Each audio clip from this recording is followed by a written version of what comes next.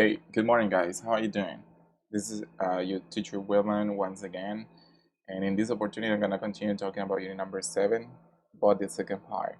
Okay, so um, I hope you're doing great. I hope you are at home. I hope you're studying all the material that that I've been uploading and all that stuff. Okay, so let's get to work. Good. As I told you, we're going to talk about unit number 7, part B, and I would like to start with the second grammar of this unit, which is sentences with it plus passive reporting verbs. We're going to see what this means. Okay, but first of all, before starting, I would like to start with a review about using the passive to make neutral statements. Okay, so we're going to start. How to form the passive. All right, so the simple present and simple past passive forms have been covered. Let's make sure you remember the perfect forms. We form the passive in the present perfect with have or has been plus past participle. For example, the necklace has been worn by only one person. We form the passive in the past perfect with had been plus past participle. For example, the necklace had been placed in storage. Let's also recall that not all passive sentences focus on the object of an action. For example, I can say, I was given this necklace on my birthday many years ago. I is the subject of the sentence, but I am not the direct receiver of the action. The necklace is. Look at this set of examples. We'll start with an active sentence. My family gave this necklace to me as a birthday present. Now look at two passive sentences formed from the active sentence. 1. This necklace was given to me as a birthday present. 2. I was given this necklace as a birthday present. As you see in the second passive sentence, sometimes the subject of a passive sentence is not the direct receiver of the action, but rather the indirect object. Before we end, I'd like to highlight one common use of the passive voice. Passive sentences often form with it as the subject to state information, such as a belief, prediction, or assumption. It makes the statement more neutral. Study these examples. Look how we use verbs such as know, believe, think, and say in the passive to state beliefs or assumptions in a neutral manner. The pronoun it appears as the subject of the passive sentence, and the verb is followed by either a that clause or infinitive phrase. 1. It is known that the pictures ancient Egyptians first used to represent words came to represent sounds. 2. One document with hieroglyphs dates back to 394 AD. It is believed to be the last datable hieroglyphic text. Thank you for joining me in this review of the passive voice. I'm sure there's more to be reviewed, so I'll be seeing you again soon. So as there's obviously more to be reviewed, so we're gonna do it. So we're gonna see the structure, we're gonna see the function of this grammar topic that is like I think is very easy, but it's something that we need to be careful with. Okay, so pay attention. Well, we this structure what we're gonna do is basically let me activate the pointer. Okay, so we're going to talk about this, it plus the passive reporting verbs. And the verbs that we usually use to report something are those verbs. For example, assert, estimate, believe, say, claim, feel, say, tell, and all those verbs. Okay, those are some examples here. Okay, the structure that we're gonna first study is this one: it plus be plus the verb in the past participle, because you know that this is the way that we report verbs in English, using the verb to be and the past participle form. So in that order of ideas, we can say it is said that in present, it was asserted that in past, it had been claimed that in past perfect, and it used to be believed that in habitual past with used to.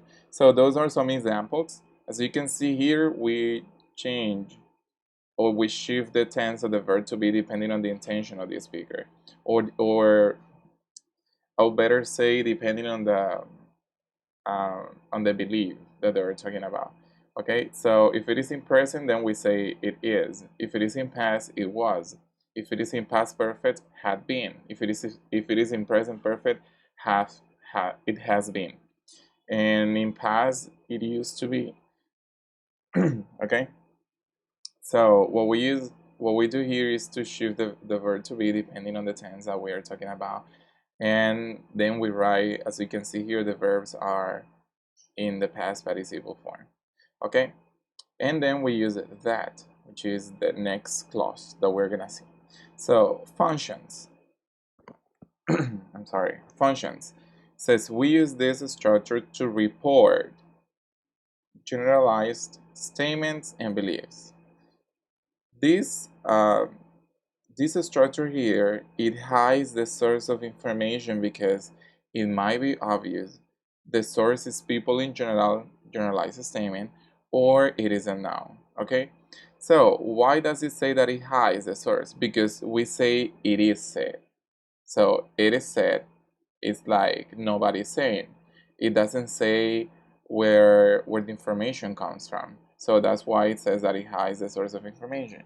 Okay, so says structure in a complete sentence. Okay, this is a complete sentence. This is the structure. Look, we say it plus be plus past participle plus that, and then we have a noun clause.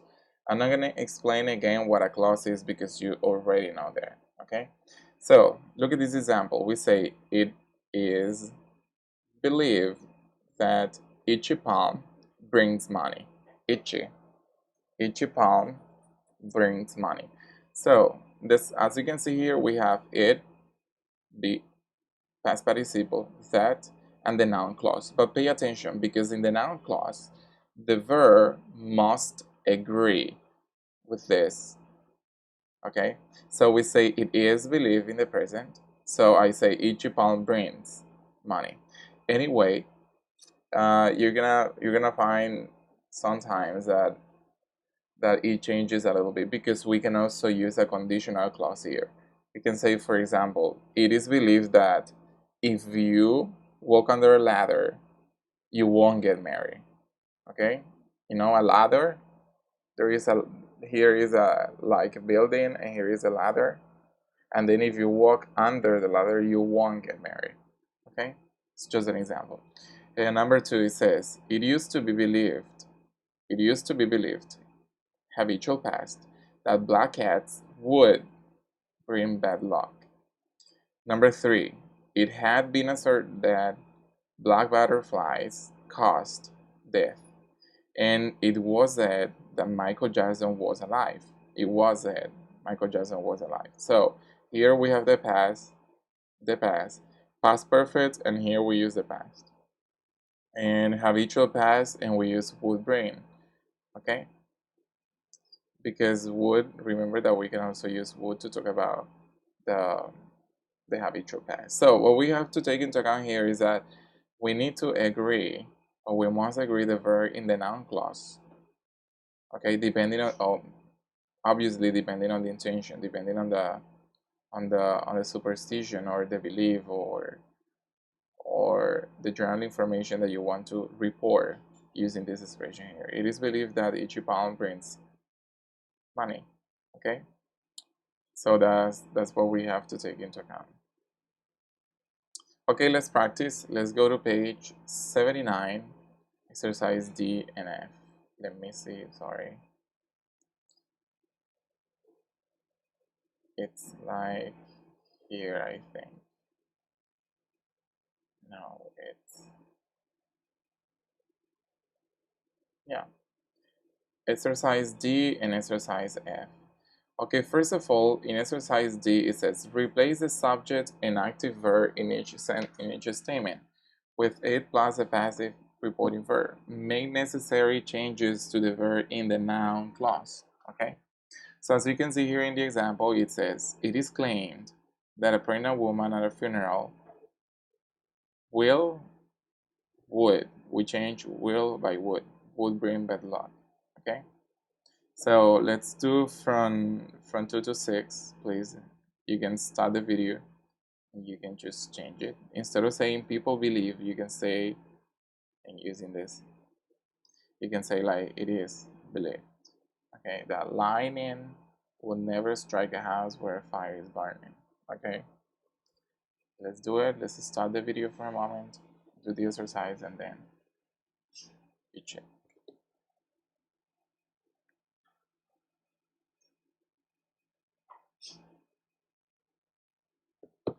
Okay, I'm going to continue. I'm going to show you the answers so you know that, and the video is going to take too long.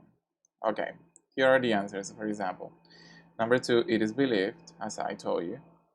Number 3, it is said, because you're using the verb. Number 4, it is said. Number 5, it is held by some people. And number 6, it is estimated that more than blah blah blah blah. But we're gonna see something else. We're gonna see that we need to agree this verb here. Okay, so let me look for it. Okay, but we're gonna do it in the next exercise. Okay, now pay attention. Exercise F. It says, on a separate sheet of paper, rewrite each passive statements in exercise D. So it means all these statements. Sorry, you're gonna rewrite them, and you're gonna begin with it used to be, so habitual past, and you're gonna make necessary changes to the verb in the noun clause. For example, look at this example here. It says, it used to be claimed that a pregnant woman at a funeral would bring bad luck. Okay, would bring. We need to change this. Okay, so once again, let's start the video and then practice, and then we check with the answers I'm gonna show you here.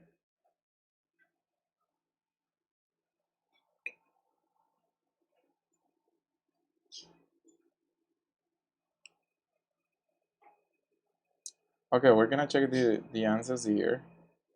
Maybe if you have a different answer, you can also share with me on the online meeting and we can just discuss if it is correct or not. Okay, good. Number 1 would be like this.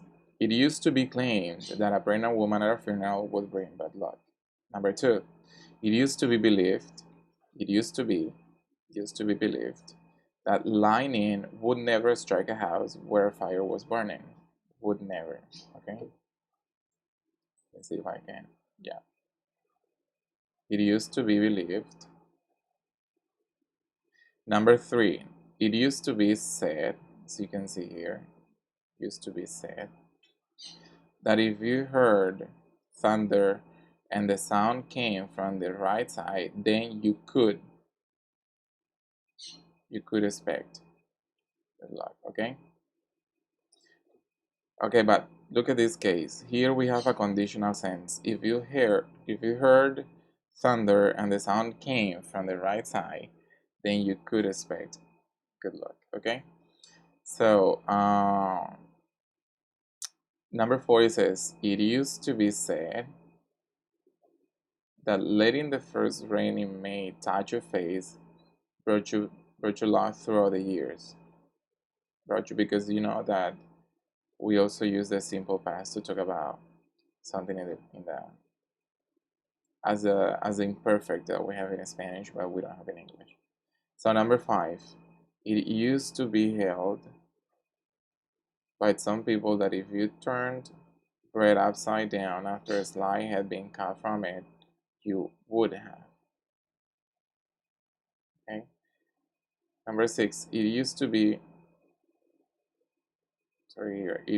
estimated that more than 50% of people in North America wouldn't rent. So in this case, it's negative. Wouldn't rent an apartment on the third floor.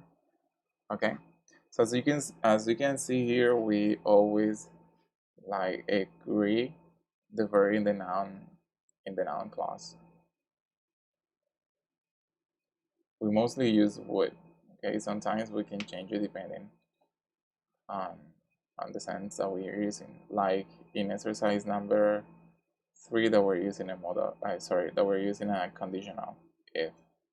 Okay.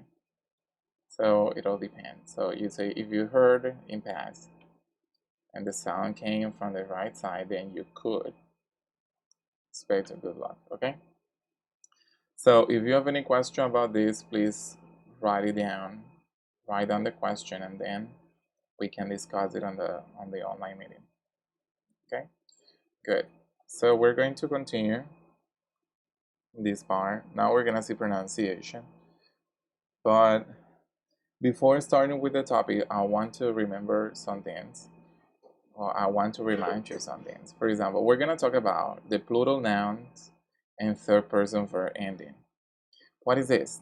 This is the way that we pronounce plural nouns and the endings in the third person when we conjugate the verb in the present. Like for example, she promises and it matches, or she wishes. So that's the way that we're gonna learn the way that we pronounce that, and also the plural nouns. Okay, to pronounce this third person verb ending in plural nouns, we have 3 different ways. We have, first of all, we have the Z sound, we have the S sound, and we have the short I plus Z sound. Okay, so we're gonna pronounce, sometimes it's gonna sound like Z, sometimes it's gonna sound like S, and some other times it's gonna sound like is.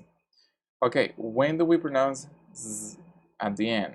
When the last consonant of the word or the verb is voiced. What does voiced mean? Once more, voiced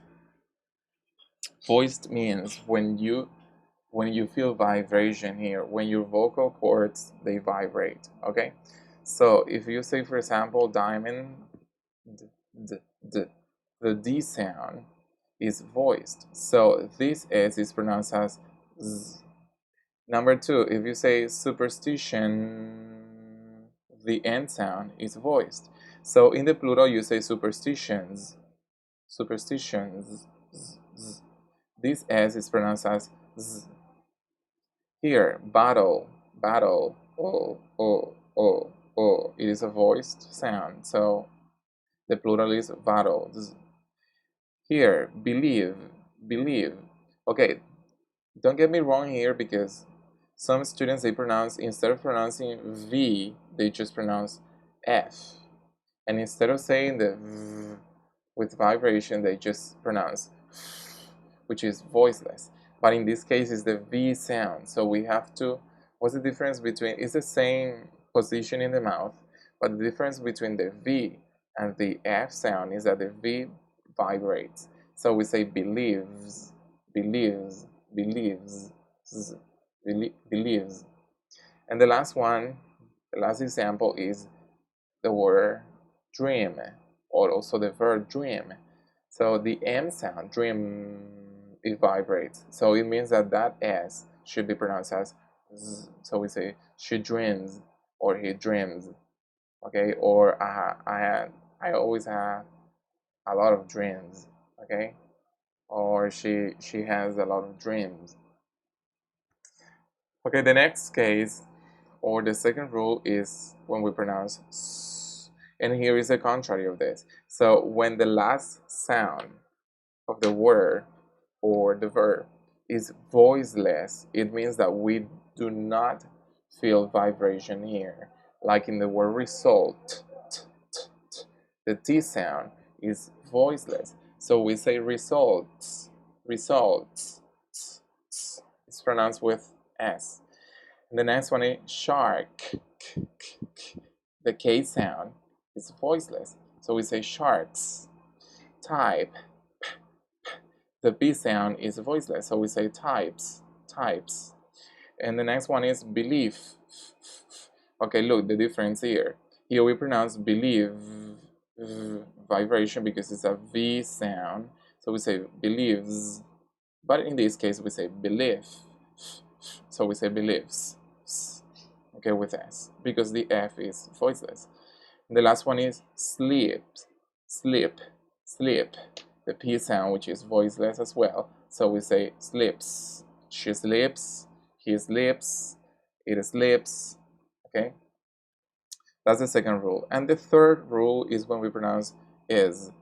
And this thing happens here when we have sibilant sounds or hissing or buzzing sounds. What does it mean? When we have words that end in s, like promise, because it is impossible to say promise or promises. So we say promises, promises. She promises, he promises, or in the case of noise, noise. So we don't say noise or noise. It is impossible. So we say noises. Or match. We cannot say matches or matches. We have to say matches. Matches. She matches, he matches, or he matches. Okay? So every time that we have words that end in S, CH, SH, or this sound that is here like judge, J, J, J, J. So we cannot say judge or judges. We have to say she judges, he judges. Okay? Um, so those are the sounds. Basically, is the ending when it ends in es, we pronounce z. Okay. So, but you have to take into account that those are sibilant or these kind of sounds, which are like s, double s, ch, sh, and this sound that is here. Okay. Good. Okay. All things considered here about the rules of the pronunciation of the third person verb ending and the plural nouns. Now we're gonna see linking sounds. But in this case, you know that we've already talked about, or last semester you talked about, we talked about, sorry, linking sounds, how to link words to smoother the speech. That you remember that we link It's 11 o'clock. consonants to vowels, we link consonants to same consonants, and we link words ending and starting by vowel sounds. Okay, but in this case, we're gonna see linking sounds taking into account the rule of the conjugation of the third person verb ending, and also the plural noun, because sometimes the students, and it's a big mistake, they usually forget to pronounce the conjugation of the third person in the simple present. Okay, and also with the plural nouns. Look at this example here, the first one. When I say she likes ice cream, there is no need to stop here. We don't do it. We say she likes ice cream. She likes that. She likes that. She likes that. She likes ice cream. In this case, the verb like ends in a K sound, which is this one, and it is voiced. So the third person conjugation of the verb is pronounced as s. So we say sigh, sigh, sigh. She likes ice cream. She likes ice cream. She likes ice cream. Okay. Number two, we say he thinks the same. The last consonant sound here in the verb think is a K sound, which is voiceless. So the pronunciation is S. We say he thinks. And the next word is a vowel, so we say he thinks, he thinks, he thinks, he thinks, he thinks. Remember that we reduce this vowel here. We don't pronounce he thinks or he thinks a. We say he thinks he thinks In this case, as you can see here and here, we can also link these words. We should do it, and it's linking sounds too, but I highlighted with a different color, because it's not the same topic. Okay, because here we're talking about the third person or the plural noun ending, but here it's also linking sound. You know that when the T, this T that is here, that I am pointing right now, is between two vowels, we change this T sound for an R sound. So that's why in English, in American English, we say lotta, lotta, lotta, about it, lot about it. As you can see here, it's a vowel sound, T vowel sound, so we can shift this T to an R sound, or we can change this sound by an R sound. So we say he thinks a lot about it. He thinks a lot about it. It's very different than saying he thinks a lot about it, because we don't speak that choppy in English. So we say he thinks a lot about it. Okay, he thinks. Superstition, in this case, the N sound is voiced, so the S must be pronounced as Z. So in this case, we link these two and we say superstitions, superstitions, Z, Z, superstitions about, superstitions about. Okay, the same case here. It's not the same topic, but we can link this. It's between two vowels. So we say superstitions about an animal. Sorry, superstitions about animals. Superstitions about animals are So as you can see here, animal, the last consonant sound, which is the L sound, is voiced. So the plural must be said with Z. So we say superstitions about animals are. Animals are. So superstitions about animals are. Superstitions about animals are. Okay, the last example, as you can see here, I cannot point because then I'm gonna start showing this. Let me see if I can. No. It is impossible to move. So as you can see here, it says car, and the last consonant sound in the word car is an R sound, so it is voiced. So we say cars. Cars are the best means of. Cars are the better means of transportation. Okay, the same happens here because the R sound and the N sound are voiced, so the S must be pronounced as Z. So we say once again, cars are the best means of. Okay, I am exaggerating a little bit just for you to listen the sound. Okay, so we normally say cars are the best means of transportation. Okay, means of, or cars are. Okay, so let's practice once again. We're gonna go to page 148, which is the pronunciation booster, and we're gonna work on it. Okay, it's here, as you can see, page, I'm sorry, it's page 100, oh my god, wait up, 148, as you can see here. We're gonna go where it says Unit 7, okay? So it says listen and practice. We're gonna listen. Let me do something here.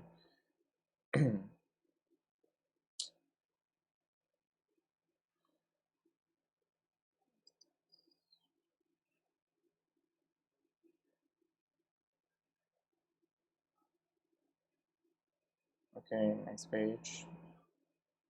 Good, it's here. We're gonna listen. Listen and practice. 1. Superstitions about animals are very common.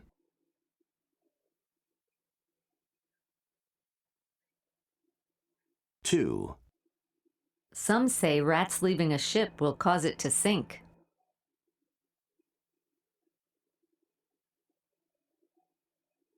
3.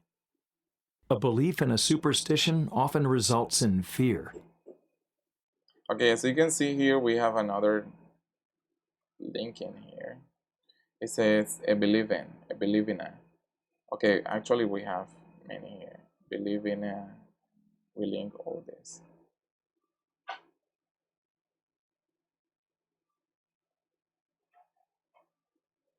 So as you can see here, we use a lot linking sounds in English.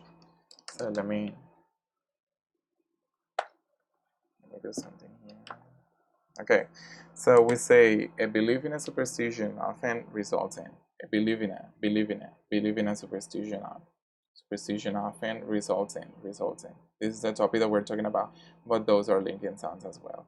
As you can see here, we're linking consonant to vowel, and consonant to vowel. So we say believe in a, superstition often results in fear. Okay, good. Okay, so exercise B says practice reading each sentence aloud, paying attention to the linking sounds you have learned. Listen to compare. Know that your choice may differ from what you hear on the audio. Okay, let's practice here. Um, you're gonna read this on your own at home. I'm gonna give you some minutes, and okay, you can start the video because then the video is gonna be too long.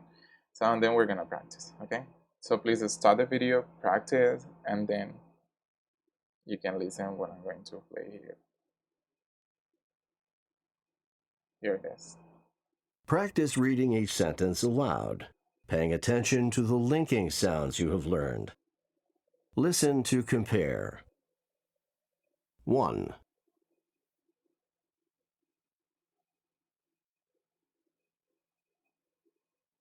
A frog brings good luck to the house it enters. 2.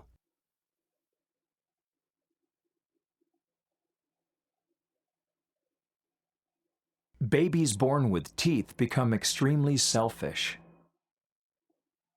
3.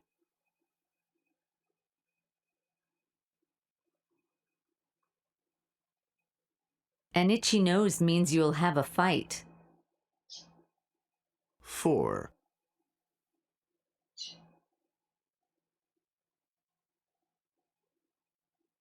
A lucky charm protects against the evil eye. 5.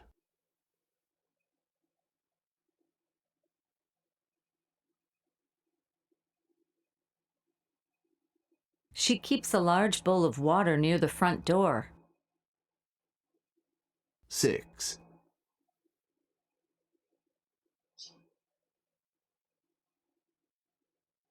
Superstitions can be found in every culture. 7.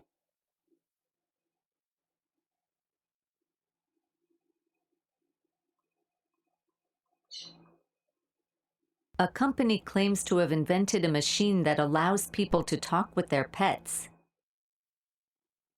8.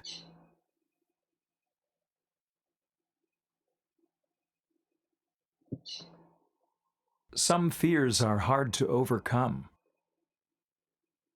9.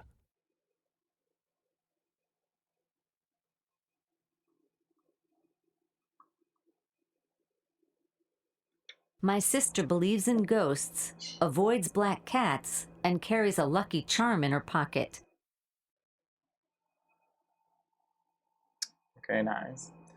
So the thing here is that you need to continue practicing, because if you don't practice these guys, then you won't master this. I want to be honest.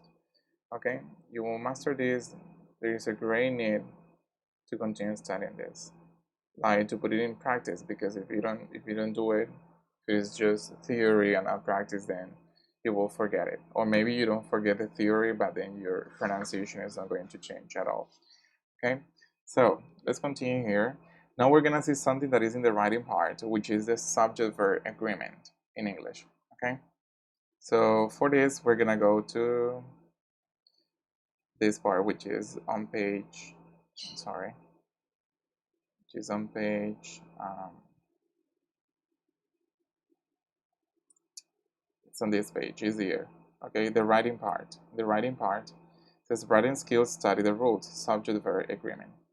Okay, I put it here because I need to show you some things. Okay, in this subject-verb agreement is the way that we agree the subject, if it is in singular or in plural, with the verb, okay, that we're using for this subject. Because sometimes we have some words between the verb and the subject, and people think that we have to change the verb because of the words that are in the middle. What you have to take into account is that you have to be focused on the subject, okay, on the subject. The thing that you're talking about, doesn't matter if you have another sentence in the middle, is the subject, where you have to agree with the verb, okay? So look at this example here. It says, when the subject and the verb are separated by, I'm gonna write number 1 here, the first rule, okay? When the subject and verb are separated by other words, the subject and the verb must still agree. So I was telling you, we don't change anything. Example, we say believes. Believes, it's in plural, so you can see here, believes in a supernatural event. Okay, a supernatural event is in singular, but you're not talking this supernatural event. You're not talking about it. What you're talking about is about beliefs. So you say believes in a supernatural event are. Why are? Because here you're talking about a subject that is in plural. Beliefs are common in many cultures. Look at this. The smart thing to do, the smart thing, it's in singular here. So we say the smart thing to do when someone tells you something is unlucky, it's another sentence. This is a sentence inside another one, but we don't pay attention to it because in this case we have to agree this verb that is here is. Sorry. Let me stay here. I'm so sorry.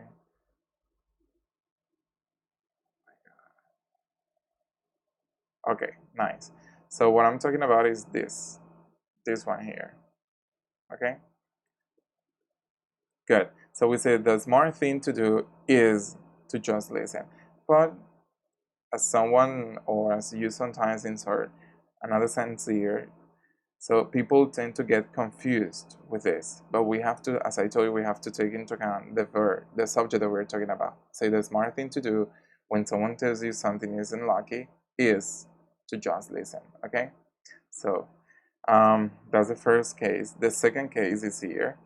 It says when two subjects are connected with and in a sentence, the verb must be plural. Yeah, because you're talking about more than one. We say a black cat is singular, a black cat, and a broken mirror. So in this case, both of them are singular. You're talking about one black cat and one broken mirror, but you're linking both subjects because you're using and here. A black cat and a broken mirror are symbols, okay? These cases are because you're talking about two things, are symbols of bad luck in several cultures, okay? Case number 3 is this one that is here. When the verb, let me sum this in. It says, number 3, when the verb occur in a sequence, all the verbs must agree with the subject. If you're talking about something in plural, then the verb must be in the plural form. All of the verbs that you're using with that subject. But look at this case. I'm saying my sister. So I say my sister believes. Okay? So in this case, the conjugation of the third person. So we say believes in ghosts and avoids as well, because I'm using this verb for the same subject. The number 13 and wears a lucky charm on a chain around her neck. Okay, so all these 3 verbs, they must agree with the subject, that is my sister in this case. So as it is she, we say she believes, she avoids, and she wears. Or my sister believes, my sister avoids, and my sister wears. Okay, that's case number 3. Now, case number 4. If it were here, instead of my sister, if I say my parents, which is plural, if I say my parents, then I would say My parents believe in ghosts, avoid the number 13, and wear lucky, because I'm talking about a subject that is plural.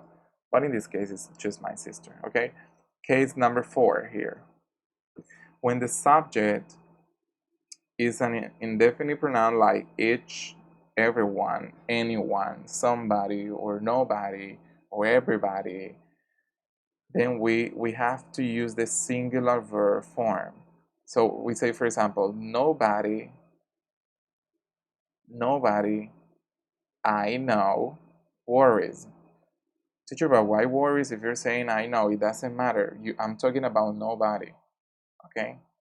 Nobody worries, okay? Every time that I use this indefinite pronouns, so like everybody, nobody, somebody, no one, anything, then I have to use the verb in the singular form. I repeat again, nobody worries about the evil eye. This is the sense. This is just another like some extra information that I just want to add. Nobody I know worries about the evil eye. Okay, that's case number 4. And the last one is number 5. In this case, it says when the subject is all, some, or none, and refers to a singular count noun or a noun count noun, use a singular verb. I'll repeat again. When the subject is all, some, or none, and refers to a singular, just one singular count noun or a non-count noun, which are singular nouns, because you know that uncountable nouns we cannot write them in plural, we use a singular verb. Otherwise, use plural verb. So look at this. If salt, so in this case, you know that salt is non-count. It's uncountable because you cannot count salt. So if salt is spelled by accident, some is. In this case, some is. In this case, we're talking about some of the salt, but as salt is uncountable, so we have to say some is. Immediately thrown over the shoulder. Some superstitions are old-fashioned, but some are not. So in this case, I'm talking about some superstitions. In this case, it's plural, so you can see here. I'm highlighting here. Superstitions S are, okay, are old. Then, but some are. It says it's some are not. So in this case, what it refers to is that some superstitions are old-fashioned, and some other superstitions are not. But instead of saying some other superstitions are not, I just say some are not. Okay? In this case, it's some are because superstitions is in plural.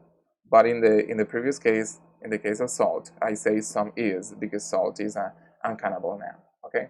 So that's what I had to explain to you about subject-verb agreement. So now we're going to go to this part here. Good. So it says part B, read the paragraph and rewrite it on a separate sheet of paper, correcting the errors in a subject-verb agreement. So this is the paragraph. We're gonna just do it right away. You're gonna do it with me. It says error correction, or if you want to start the video, you can also do it. I mean, that's the idea, that you start the video and that you do the activities and then you come here, see the answers and check. But we're gonna do it. It says error correction. One common superstition in Western countries concern. So in this case, it's a mistake because I'm talking about just one superstition. What I have to do here is to agree the verb in plural. Oh my God. What we have to do here is to agree the verb in plural. So as you can see here, we say concerns, because I'm talking about just one superstition, the number 13, because they are considered unlucky. Many situations involving the number 13 is. So in this case, as you can see, it's a big mistake to say is, because I'm talking about situations. It is in plural. Let me highlight it. No, I think it's impossible. Situations here. Okay, let me see if I can do something. for you to better understand what we're doing. I'm gonna try to move it here. Okay, let me do something here.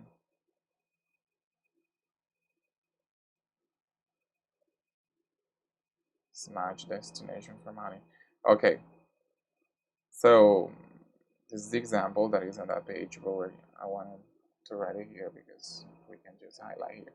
Okay, it says one common superstition in Western country concerns. So in this case, it is a mistake because we have to say concerns. Okay, the number 13.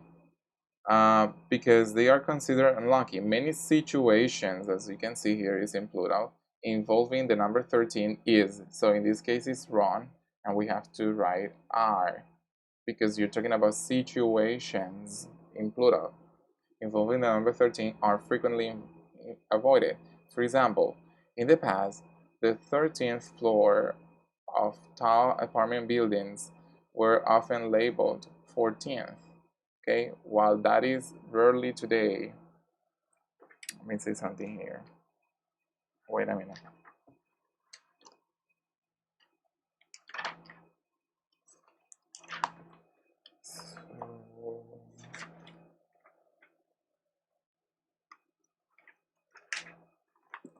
So it says, okay. So it says, for example, in the past, the 13th floor of tall apartment buildings were. So in this case, what is the mistake here? You're talking about the 13th floor. You're just talking about one floor, just one floor. So in this case, it is not possible to say where. We have to say was. Okay.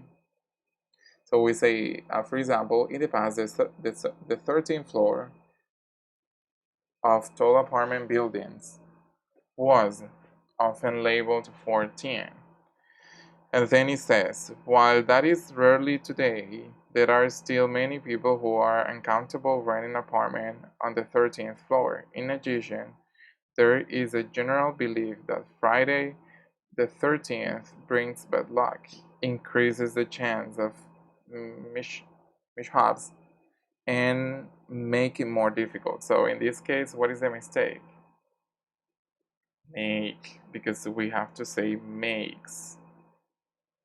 So as you can see here, we say, in addition, there is a general belief that Friday the 13th, we're just talking about one day, Friday. So as you can see here, we say brings,